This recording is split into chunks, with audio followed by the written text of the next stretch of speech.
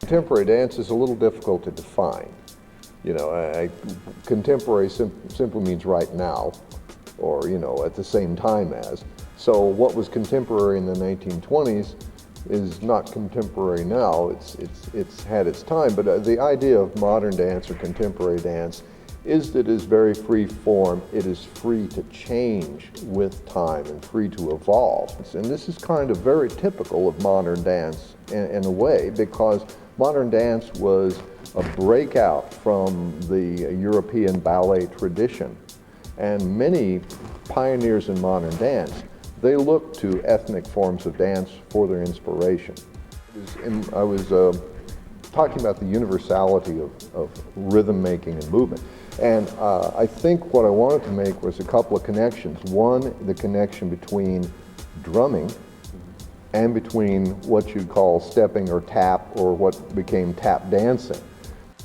Black Greeks had these African archetypes as reference points that probably matured over time into contemporary forms of dance, chants, and other aspects that made their way into their practices. During rituals and intake processes of BGLOs, it can be implied that the usage of African customs among other inspirations were incorporated to accentuate not only what it meant to be a part of the organization, but also a part of the black race. Songs and tributes to the organization were created, and stepping at times was also used in the probate aspect of the process, also known as crossing the burning sands. Stepping is something that you do once you become a member of the organization. Now, true enough, in the old days, you may have been trained how to step during the initiation process, but it was never considered a rite of passage. Even with the pledging aspect of it, it was a part of pledging and learning how to do it, but it was not necessarily a rite of passage. It was an accomplishment once you got into the organization and you could step. As the times moved on, Black Greeks began to incorporate step performances in the popular social scene of college life. While still having its roots in African culture and their rituals, it also had a simultaneous purpose as a form of entertainment for college crowds and to further define their organizations. There's some aspect of dance or contemporary dance, whatever you would see in a nightclub or at a club or hotspot or something. You always see those elements in. Like back in the day, it wasn't that much music. You kind of say that stepping form with it was called singing at first. It was called singing. It was more like an a cappella type of thing, and in order to get the beat, and now to keep the beat, they'll get the clapping and they'll get the footwork. I had a brother who brought me into the fraternity who said in 1951, when he came in, that was the thing. You couldn't sing, you had nothing going for yourself. And he would tell the stories of how he was down at the University of Arkansas at Pine Bluff, A&M College at that time, and would go over to sing to the young ladies, and they would be up on the second floor. And his tone was so sweet and so mellow that once he started to sing, he had to stick his arms out and catch them as they fell off the balcony into his arm. So I think it was probably in the late 50s where we started seeing the differences in where stepping might have originated from. Some folks said that once the groups like the Temptations and all of those got started in the late 50s and came out with those fabulous dance steps, that the groups tried to imitate those steps. I think now again there's more dance routines. There's more what they call line dancing type activities, actions being done in the step show. Where before most of it was pretty much military type. You were in a line, you may make a box, you may make a square, you may get in a straight line. It started more as some kind of exhibition in some small way on some campus, and then it kind of grew into competition. All it takes is one group, to do it and to gain acclaim for it, and then everybody wants to kind of join in.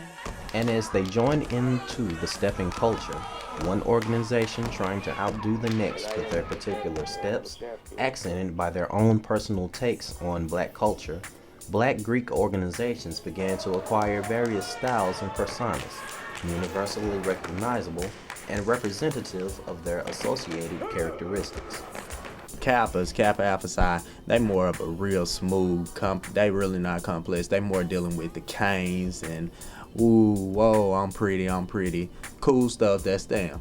With Alpha Phi Alpha, like I said, we're more of a precise type of stepping group. More of the all of that is more of the significance of the snakes and the precision and all of that. But on the ASU campus with that Usalon, we more deal with like hard stepping. I've never personally seen a Delta step team from any school that just doesn't have any enthusiasm, any energy. They always come with a lot of energy, and they always come hard. When you look at different styles, I think, you look at Omegas and then you see like a lot of wild style, a lot of crunk, is what we would call crunk now, that, a lot of the hops, a lot of power in the step. When you look at, Sigmas, you see a lot of different, like you'll see stepping mixed in with a little bit of dance and things of that nature. When I see the Omegas putting their power to it, then I look at us where we put the dance and things of that nature together. I mean, it all flows and everybody just has to find what it is about that step that I want to stick with. I feel that it's unique. It's good to have a unique style of stepping. It's a trademark, sort of unofficially. There's a particular stance that you will see in almost every AKA show. The Sora has her head erect, her back is straight, her hands are to the side, her nose is upward, and that's classic AKA. You would recognize that even if there was no mic, you would know that that's an AKA posture or pose. And when you see the alphas, and they have an erect stance with their sign at their hip, you know what's about to happen. That's their signature trademark, whatever. And you also see the alpha shuffle. That's a trademark that's going to come. So there are certain things that are there. And then with the other Greeks who step with canes or integrate other aspects such as that in their shows, that's unique as well. And people come to expect that. It's kind of like while you watch a familiar show, you want to see the familiar. It's something that plays to almost any crowd, and also to those people who have an affiliation with those Greeks. They expect to see, that familiar aspect of the step, when they come to see the show. Just the aspect of seeing how the sound coming from our feet and how quick we're going with it, and the acrobatic moves that we're doing, jumping on people's shoulders and still stepping while doing that, hitting flips, doing dance routines, and just putting the show together to where it'll flow like it's like just a soap opera or so. That's when I think it pleases the crowd. And impressed the people are at the variety of trademarks, flashy moves, and props of the Black Greek letter organizations. Yet still, more diverse aspects can be seen in their associated personalities, evident in their talk, hops, and even the tattoos and brands some choose to get on their bodies. What I often see is the idea that whatever is said has to be articulate, enunciating certain syllables.